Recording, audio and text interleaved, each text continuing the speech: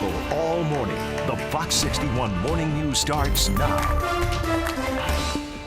Weather Watch alerts start us off at 6 a.m. talking about some big rains across the Naugatuck Valley, moving into Hartford, also New Haven. Details coming up. And Alex Jones' second trial is expected to get underway. We're going to have a live report straight ahead for you. Also, breaking news overnight. One person killed in Hartford. We'll tell you the new information we've gotten from police just in the last hour or so.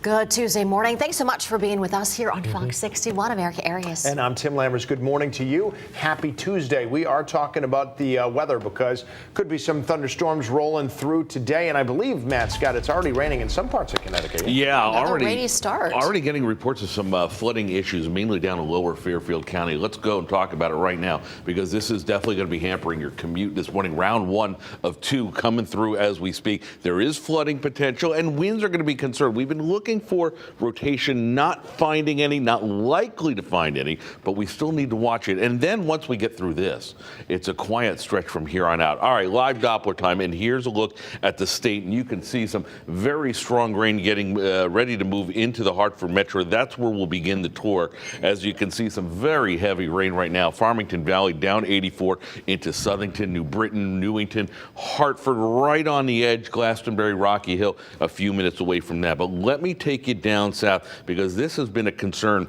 Very heavy rain right now through the Naugatuck Valley from Ansonia down through Shelton, Trumbull, along the shoreline 95.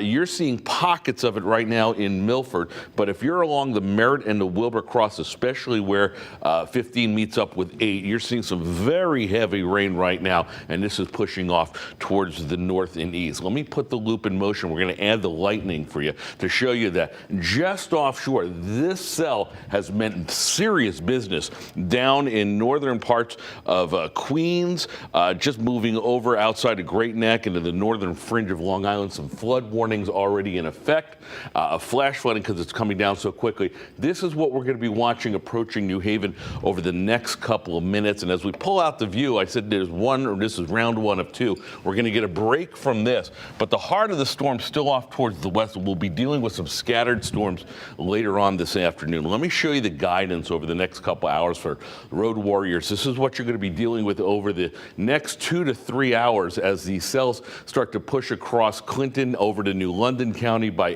9 a.m. And you can still see they've got quite a punch just offshore. So you're going to see a light show, especially on I-95, even if the thunderstorms aren't exactly over your head. And then later on tonight, there's that second round. Once we get that out of the way, things get a lot quieter. So 70 degrees and thunderstorms now, 77 later on. We'll talk about what's in store for the rest of the week, which you're going to like coming up. All right, Rachel Piscatelli's got her traffic hat on. She's going to be helping me out in the weather department as well this morning. What you got? Hey, good morning, Matt. Yes, we are following just a couple of things out on the roadway, some reduced visibility and some slowdowns now. No incidents to report. We did have an earlier crash in Westport. That has cleared.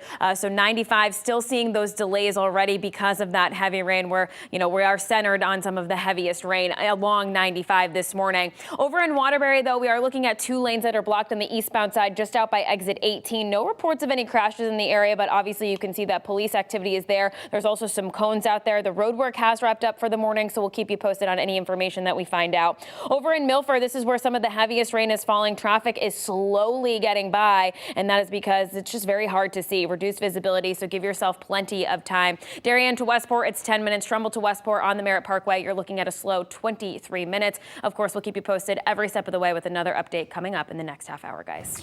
Rachel, thanks so much. Appreciate it. We'll check back. And be sure to download the free Fox 61 News app if you haven't already. It's a great resource for the latest forecast information, traffic issues, warnings during severe weather, especially if you lose power during one of those storms. And at 6:04, we're following breaking news from overnight in Hartford. Police investigating a deadly shooting overnight. Hartford police say just before 1 o'clock this morning, the department's shot spotter detected several rounds that went off on Hillside Ave near Hughes Street. They say a neighbor also called 911 to report a car that had crashed into some parked vehicles, also on Hillside Avenue, about a block and a half away near Flatbush Ave. Police found a victim in the car who later died at the hospital. Police are searching for any leads this morning. We have a couple scenes here to deal with. Our crime scene division's behind me. Major crimes is already out here. We're hoping for some public help on this one. A lot of camera potential out here, so we'll be out here for quite a while doing canvases. A lot of evidence to collect on this one as well. Now they're asking anyone who may have heard or seen anything overnight to give the police department a call.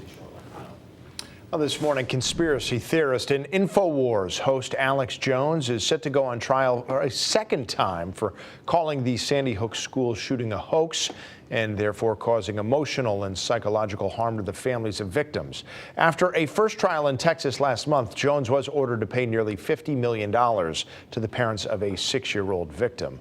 Now, Fox 61's Angelo Bavaro joins us live from Waterbury Superior Court with a preview of what to expect in court today. Hey, good morning, Tim. And Alex Jones already found liable for defamation by a judge here in Connecticut. This trial all about determining the penalty or just how much money Jones will have to pay those Sandy Hook families. And today, a jury is expected to begin hearing evidence to ultimately make that decision. This morning, Alex Jones is due back in court. Past comments about the Sandy Hook school shooting once again catching up to him. He said on his radio program, InfoWars, that it was a hoax. And this is the moment when disinformation goes on trial, when people who purvey a disinformation against private citizens will be held accountable. The case in Connecticut involves lawsuits filed by the families of 8 Sandy Hook victims and a former FBI agent who responded to the 2012 school shooting that killed 26 children and educators. The group suing says they have faced harassment, suffering, and death threats by followers of Jones because of the hoax conspiracy. The parents of 6-year-old Sandy Hook victim Jesse Lewis made a similar case at another defamation trial against Jones in Texas this summer. I can't even describe the last 9.5 years of the living hell that I and others have had to endure because of the negligence and the recklessness of Alex Jones. In a reversal to comments made on his show, Alex Jones now says he does believe the shooting happened, but continues to say his hoax comments were protected under free speech. Because Mr. Jones made the decision not to cooperate in the pretrial proceedings, which meant that he did not turn over documents. The judges have ruled that since the parents put up a case and he didn't cooperate, then he is responsible for defaming them. According to his lawyer, Jones is expected to testify during the trial. And this trial expected to last about 4 weeks. Jones also facing a third trial in a pending lawsuit by Sandy Hook families in Texas. Reporting in Waterbury this morning, I'm Angelo Bavaro, Fox 61 News. Angelo, thanks for the update. We know you'll be following it closely. And Fox 61 is going to have continuing coverage for you of the defamation trial against Alex Jones throughout the week. And if you want to watch the entire court proceedings, you can do that because we're going to live stream it for you on Fox 61 Plus. It's available on Amazon Fire TV and on Roku. Fox 61 Plus, live, local, always on. Well, today, Connecticut State Trooper Jamie Solis is expected to appear in court. Police arrested the 29-year-old twice in August after they said he assaulted somebody in front of a child in his home in Vernon. He was charged with assault, disorderly conduct, and risk of injury to a child at that time. But according to the arrest warrant, the victim reported as many as 40 previous assaults to police, including while she was pregnant. 2 days later, Solis was arrested again on an assault charge, as well as 2 counts of threatening and risk of injury to a child.